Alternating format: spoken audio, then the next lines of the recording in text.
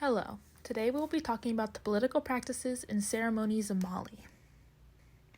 In 1325, an Islamic man named Ibn Battuta set out on a journey. His main reason for traveling was to go on a pilgrimage to Mecca, which is fulfilling one of the 5 pillars of Islam. However, his traveling went on for 29 years, and he covered about 75,000 miles of land, which today is visiting about 44 modern countries. We will be talking about his time in Mali, specifically the political and ceremonial practices. The public ceremony, festival ceremonies, and political courts are what we are solely focusing on. Ibn Battuta traveled to many places that had Muslim governments and also practiced Islam.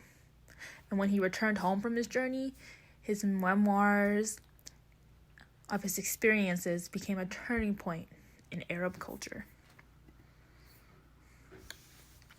In early 1352, on the first day of Muharram, he left Morocco to travel across the Sahara to Mali. At the time, Mali had produced about 60% of the world's total supply of gold. And there were already trade routes that were established and controlled by the Muslims. During his travels, he stayed in many different places and towns where some of them treated him properly, but some of them didn't meet his expectations. The local customs from these towns and cities that didn't meet his expectations were not appropriate for good Muslims.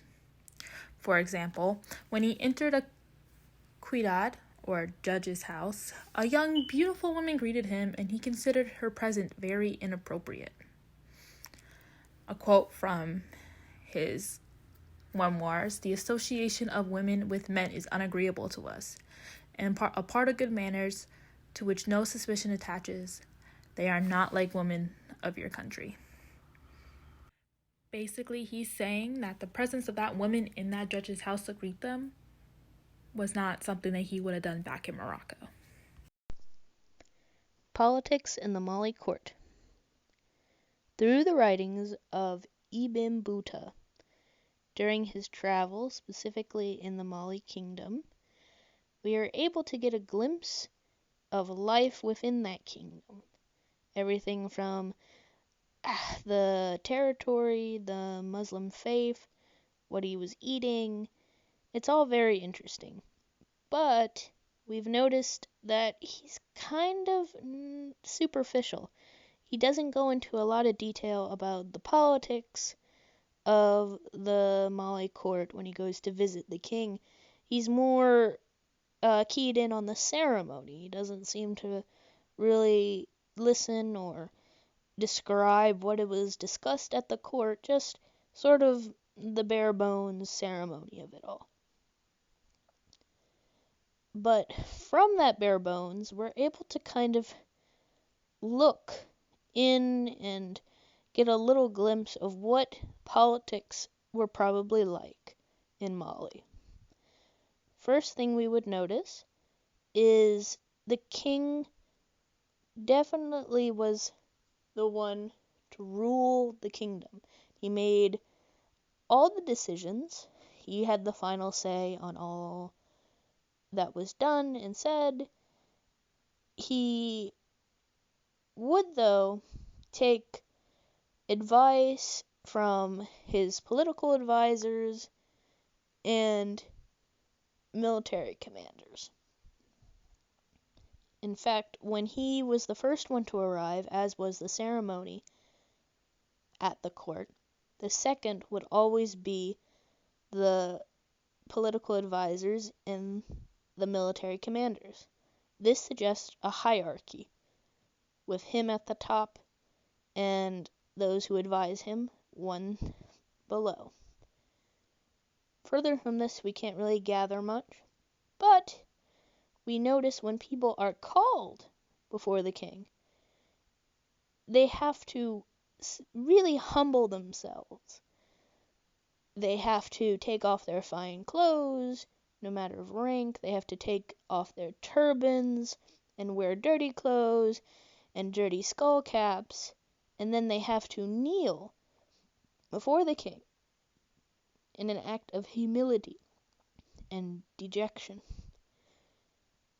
It's interesting because it's ceremony, but it it also is a reminder to others that the king is the one in charge. He makes all the decisions, and he shouldn't be questioned by this act. Although it just seems like normal ceremony, we can kind of detect that through the way they act before him. Moving on to the next slide. Those who address the king are also very interesting in that they must give a detailed report and recording of what they have done while carrying out their service for the king. So if they're sent out on a invasion, they must detail who they killed on what day and give lots of important information to the king directly. This suggests that this information has to be given directly to the king so he could make the decisions. The other thing that was very interesting about this is the king, or should I say rather, the people in the assembly of the court could chime in and give accounts themselves of things that happened. It's a good way of checks and balances where people are able to talk about things that were spoken directly in the court. They're able to give their recollection and what happened, probably giving details that they have done such and such on what days. So it just keeps everything correct. If you have multiple different people giving the story, usually somewhere in between the correct version is, so that gives the most correct information to the king to make his decisions. So it is very interesting in that aspect. Mali's public ceremonies. When Ibn Battuta arrived in Mali, he went to visit the Mansa Suleiman, who was the Sultan at the time. He mentioned that the Sultan was a very miserly king, and he never really expected a big gift to welcome him, like others have done in the past. However, Ibn Battuta was very irritated by it and super upset that he wasn't treated like he thought he should have been. During his time in Mali, Battuta got to observe and participate in one of the Sultan's public ceremonies. He describes his ceremony stating that the Sultan sits most of the time, while people and slaves would bring gifts and items to give to him.